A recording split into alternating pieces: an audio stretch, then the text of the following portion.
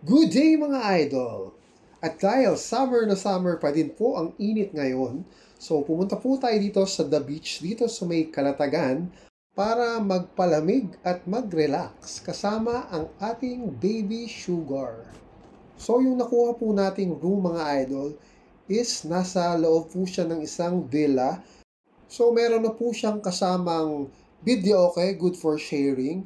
And ayan, meron po tayong billiards. Tapos meron din po tayong private pool for good for sharing din po sa katabi nating mga rooms dito sa loob ng villa. And we're about to check in na mga idol. And let's check in our very cozy and beautiful room with a very beautiful bed together with baby Sugar. So let's go!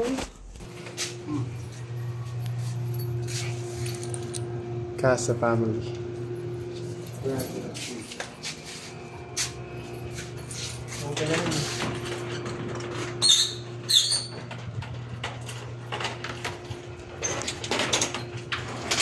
So ito na nga yung nakuha namin mga room mga idol. It's Casa Family. So dito tayo sa Grand Villa 3. So ito po yung loob ng ating room. So ayan po yung smart TV nila. So merong magandang couch na very comfy naman. At ayun po yung very beautiful nilang bed. Tas meron po siyang pull-out bed mga idol. So kung may kasama tayo na isa or dalawa, so kasya po sila dyan.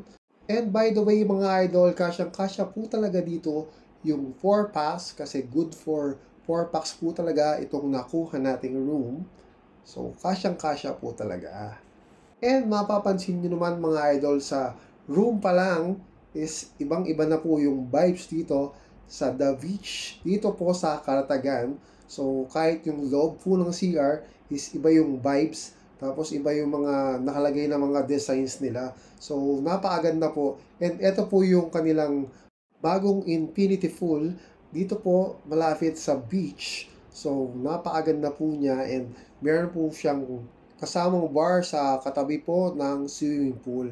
And the sun is about to set, so kaya eto kami ni Commander mga idol, ini-enjoy po namin yung sunset. So yan po yung isa sa hindi po namin pinapalampas, lalo na po kung nasa ibang lugar po kami.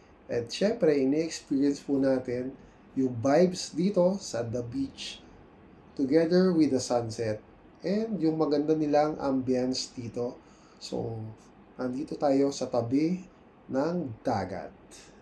At dahil malapit na po magdilim mga idol at pagabi na, so paganda po ng paganda yung vibes dito sa The Beach, lalo na po pag nabuksan nila yung mga ilaw nila. So, very Instagrammable.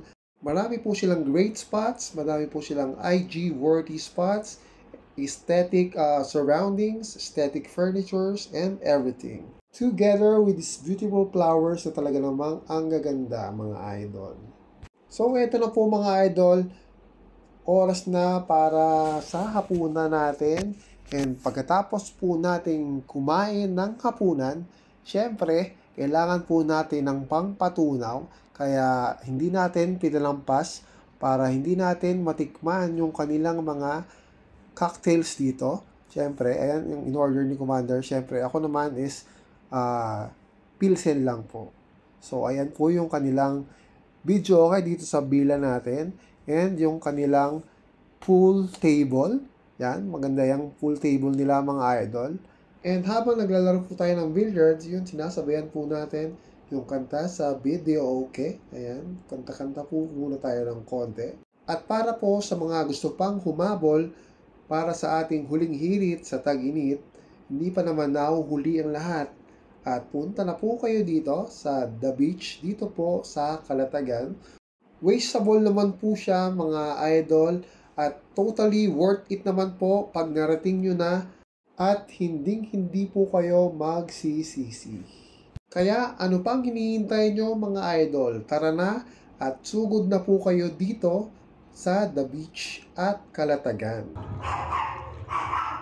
Thank you kay Ate Sharon sa pag-aasikaso namin dito sa The Beach, Calatagan.